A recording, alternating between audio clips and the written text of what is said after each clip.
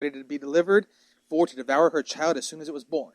Well, and he doesn't technically succeed. I mean, Christ was crucified. And for a couple of days, about 3 days there, Satan thought he had it won. Sadly, Christ got back up. So, yep. He's been trying to kill it. He's been after the Jews for a long time. You know why he hasn't succeeded? I'll tell you soon. Verse 5, and she brought forth a man-child, who was to rule all nations with a rod of iron. Her child was caught up unto God and to his throne. See, he wasn't just caught up. He was caught up to God and to his throne. For Christ is to sit on the right hand of God. Which is why, every time I hear that, I think of, which disciple was it? Their mother went to Jesus and asked him to put one of her sons on his left, one on his right. And he said, you know not what you ask. It's not mine to give. I can't think of which mother that was. I think it was James and John, I believe. I don't remember if I said her name or not, but anyway, that's what I think of. It's like, Jesus, like, I guess I'm on my right, but God's on my left. You can't sit. Oh, actually, I'm on his right, so not really sure how that would work anyway. I'd be like, just give me like a cardboard box back in the corner. That's all I need. I need the box. Keep the box. Your boxes are too valuable. And the woman fled into the wilderness, where she hath a place prepared of God, that they should feed her there 1,260 days. Now you got to remember, in our story, she brought forth a man-child. So at that point, we have hit Matthew, Mark, Luke, and John. Okay? In this story of chapter 12, verse 5, we hit Matthew. Everything else before that was actually just talking about things before. They were symbolic occurrences. Verses 1 through 4. Now we hit verse 5, and we jump from the story of the Old Testament, and we've crashed right down the middle of or at the beginning of the New Testament. And then, between verse 5 and 6, we jump straight to the end. Now, where are we focused on the Revelation? What's happening? Mid-tribulation. We're at the halfway point. That's where this picks up. Verse 6 is the woman flees. The woman, being Israel, flees into the wilderness, where God hath prepared a place for her, and she will be cared for, so that they should feed her, and there 1,260 days. How long is that? 42 months, 3.5 years. Okay? So, this is one of our anchors. We are still at the middle part of the tribulation. Because everything else that's happened before now was the first half. So since the first half's already passed, this can't be talking about the first half of tribulation. Plus, we know we're going into the Great Tribulation, and Israel must leave. This is the point where, before this moment in time, the Gog-Magog war has to have already happened at least 7 years before this moment. It has to have already taken place. Because it takes Israel 7 years to destroy those weapons. So at this moment, the woman, Israel, flees. She's gone to a place God's prepared for her in the wilderness. Now, the Bible calls that Petra. I highly suggest you guys actually get on Google, go to images, type in Petra. Type in Petra from the air. Try to be somewhat specific about Petra. Type in the name Petra. There's some females in rather skimpy clothes with the name Petra also. And, yeah, I was not expecting that when I typed it in. There's 2 T's in their names, but I put one, and I still got them mixed in with the actual pictures of Petra. It's kind of annoying, honestly. It's like, that's not what I was looking for. So, anyway, it's kind of cool, though. Petra is a canyon, mountain, bowl area. It's big. It's surrounded. If you were to cram all the entire remnant of Israel into there, it would take you one good-sized bomb to take them all out. That's it. You only need one. You kill them all.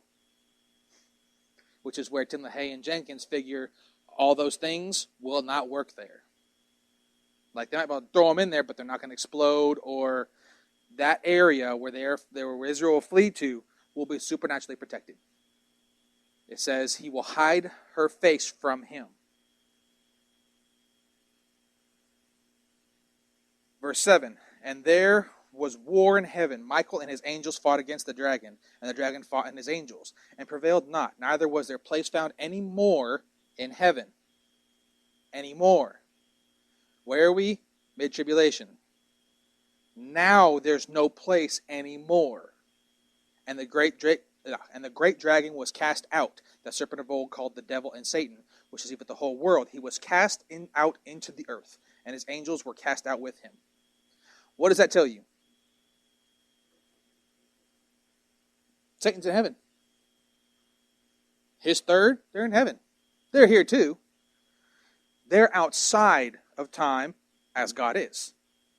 But they are not restricted to the bounds of earth. Satan merely has authority and dominion over the earth. But he doesn't mean he can't go to heaven. We know that for sure because of Job. Satan appeared before God. And God said, have you considered my servant Job? So we know Satan can march right up there. Plus, it also, as I read, it said he listened to the complaints day and night. It says he did. Day and night.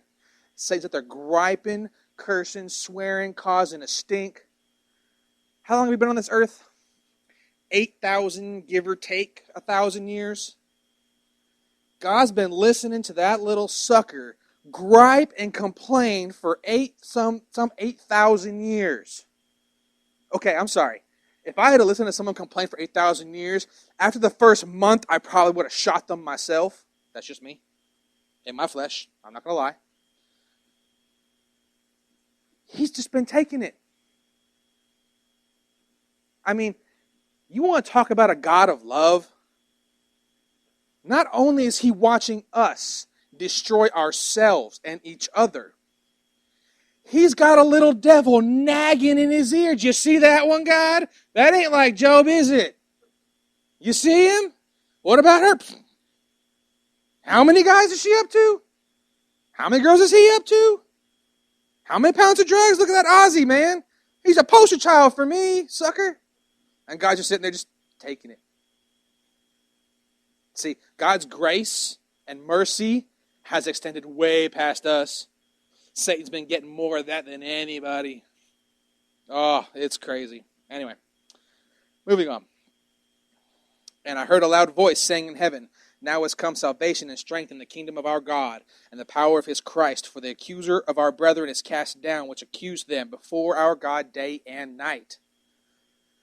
Now, obviously, probably not 24/7 day and night, but every day and every night there he was griping and saying, Lord knows what. Now, they were cast out at mid-tribulation, which means the church is going to be up there and watch Satan gripe and complain for 3.5 years, at least 3.5 years.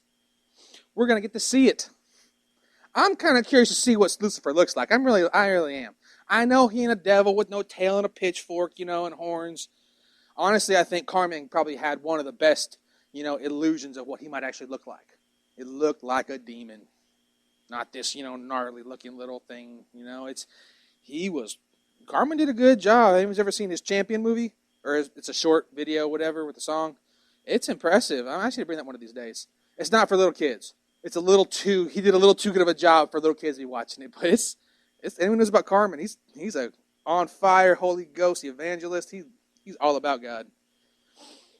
I love those Italians. Verse 11, and they overcame him by the blood of the Lamb and by the word of their testimony, and they loved not their lives unto the death. Therefore rejoice, ye heavens, and ye that dwell in them. Woe to the inhabitants of the earth. We hear that one again. Now, this time, this is not an event. This is mid-tribulation. This is a series of things that are continually going on or take place during this time period. This is not a bold judgment. This is not an actual announcement. I just want to make that clear. Woe to the inhabitants of the earth and the sea. For the devil is come down unto you, having great wrath, because he knoweth that he hath but a short time. Why is that significant?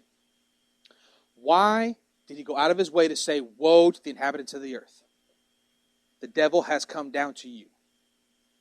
Now, the first thought is, well, he's been here. This is true.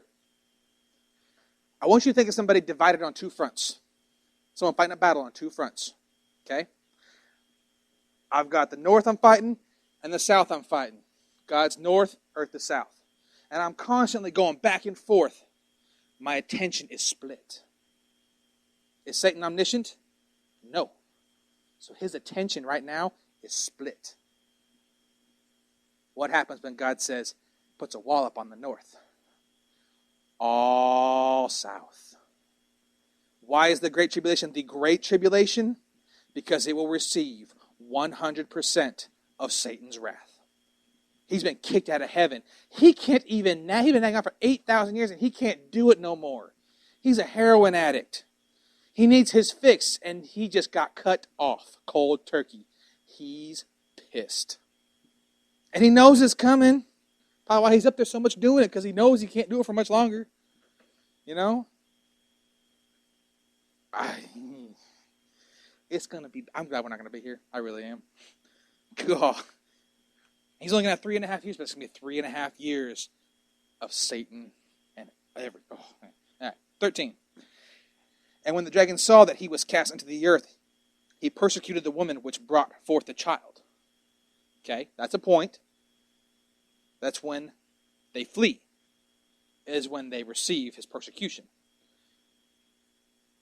And to the women were given, and to the woman were given 2 wings of a great eagle, that she might fly into the wilderness, into her place where she is nourished for a time and times and half a time from the face of the serpent. Now, the woman, Israel, is given wings. Does this mean that God's going to send a group of angels down, round up all the Israels, and beam them to Petra? No, not likely. Why don't I think so? Exodus.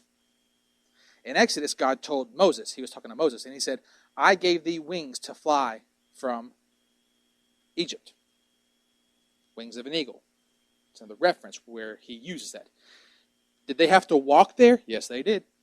Get there to their own power? Absolutely. Did he put a roadblock in the way? A big old sea. Flooded them out, honestly. Kind of flushed them down the toilet, literally. Almost literally. But he provided a way for them to escape. How might he do that? Let's read on.